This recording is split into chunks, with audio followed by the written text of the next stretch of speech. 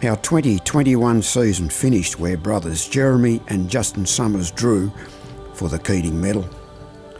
Justin topped up for Curry in the last roster game of the season to collect 6 votes to see another first for King Island, with brothers sharing the best and fairest.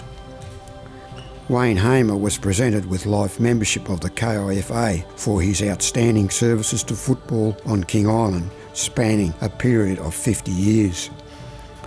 Rod Williams also was presented with life membership for his services to football on King Island, which spanned over a period of 33 years. The Grassy Juniors had a convincing win in their grand final game against a combined Curry North side, in a game that the score did not do the game justice. The Kevin Grave Medal for Best on Ground in the grand final went to Tyler Hudson. Grassy finished off their season with a 19-point win over North in our senior grand final to see them win their 16th premiership. Sukmar Bowling and Ned Hunter shared the Jim Satori Medal for Best on Ground in the grand final in what was a very entertaining game.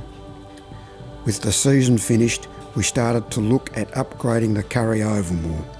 We started with a working bee to pull out the old fence, and a good crew turned up to make light work of the job.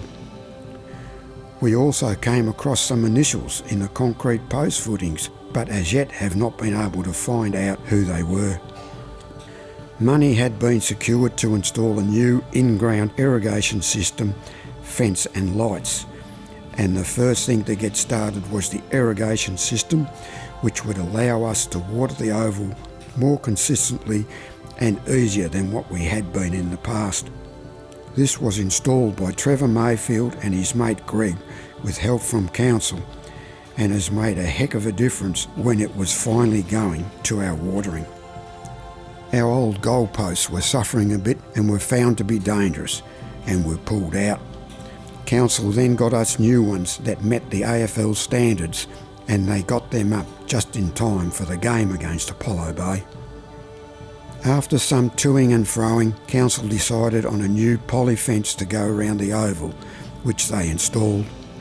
The fence really stood out, it looked great, even though there were a few critics at first about the height.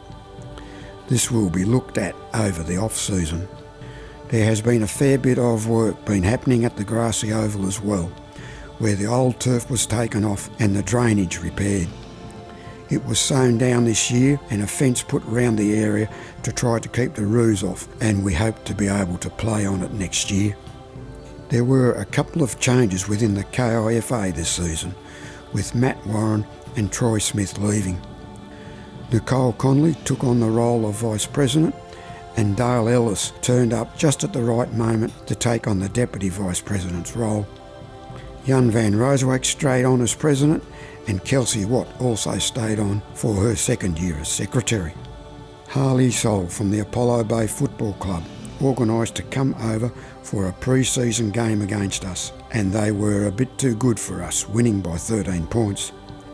Apollo Bay had a strong first half, with our boys lacking the early training, but King Island warmed up and matched them better in the second half in what was an entertaining game. In this game, Wayne Hamer got to umpire with his son, which was nice to see. Gallagher Animal Management were our sponsors again this year, where 10% of the value of any Gallagher products brought through Elders in Curry between the 1st of May to the 10th of September will be donated to support football on King Island. We must thank Justin Cooper very much for doing this again, as it is a major fundraiser for us. We had new tops made for our umpires to promote Gallagher and look forward to a long-lasting relationship with them. The Flatheads came over again to see if they could redeem themselves after their loss to King Island in 2019. A big contingent of people came over again, but they suffered a few pre-game injuries, which saw them go down to King Island again by 53 points. A big thank you to Mark Williams, who made this happen again. Players were a bit thin on supply before the season started, which saw players from Grassy and North go to Curry to help them get a team on the ground. It was also decided that we play with 12 players on the ground and have up to 4 on the bench for a total of 16 players. Grassy only had 16 players 3 times, Curry twice and North twice. In all, a total of 95 players played this season. Grassy had 27 registered players, with Lloyd Barnett and Zach Chandler playing all their 10 games. 5 of their players only played 1 game. Curry had 31 registered players, with no one able to play their 10 games because of the game they had to forfeit. But Doug Cox did play 10 as he topped up for North in 1 game. 7 of their players only played 1 game and they used 5 top-up players. North had 38 registered players and they too had no one play their 10 games because of the forfeit. 13 of their registered players only played 1 game and they had 3 top-up players during the year. Chris Barnett took on the job of coaching again for his 5th season. Joel Williams was Curry coach again this season, with Richard Sutton stepping in to take on the coaching role at North. We were lucky to get 2 new experienced umpires this season in Paul Bonner and Marcus Blackie to lighten the load on Mark Ennis and Wayne Hamer. Arnold Stillmaker did most of the juniors, along with Craig Constable, with help from Jeremy Summers, Justin Summers, Jai Summers, Jared Williams, Joel Williams and Doug Cox. Numbers at Auskick this season were outstanding again, with Stacey Martin and Trevor Hamer doing a great job in organising it all. It is great to see all these young kids really enjoying it, with plenty of parents helping out as well. The juniors have had a good season this year under the helm of Stacey Martin and Kim Walker. Some games were very close, while others blew out a bit, but overall it was a good season, with both coaches working together to make sure there was a game each week. There are 5 players who have been found guilty of an offence this season, which renders them unable to win the medal this year and are bound to get a few votes tonight. Justin Summers, a 6-time winner of the medal, his brother Jeremy, who won the medal last year with Justin, their younger brother Jai, Tom Graham, who has had a good year, and Kieran Barnes. Now let's look at some of our favourites. Will Clelland. He won the medal in 2014 when he was last playing here, and has returned to the island again for a while and has had another great season with Grassy. He is a stylish player who seems to have the ball on a string at times. Opposition players find him hard to tackle as he weaves his way round players like they are not even there. His reading of the play has been outstanding at whatever position on the ground he is playing, and is always bringing his teammates into the game. This effort has seen him win the KIFA Leading Goal Kicker Award with 29 goals for the season. Doug Cox, winner of the medal in 2013, and has had a good, consistent season with Curry. He is an elusive player that opposition players find hard to tackle at times. His work around the midfield has been outstanding at times, which has seen him bring his teammates into the game. He is a good reader of the play, who can mark strongly and has good disposal skills most of the time.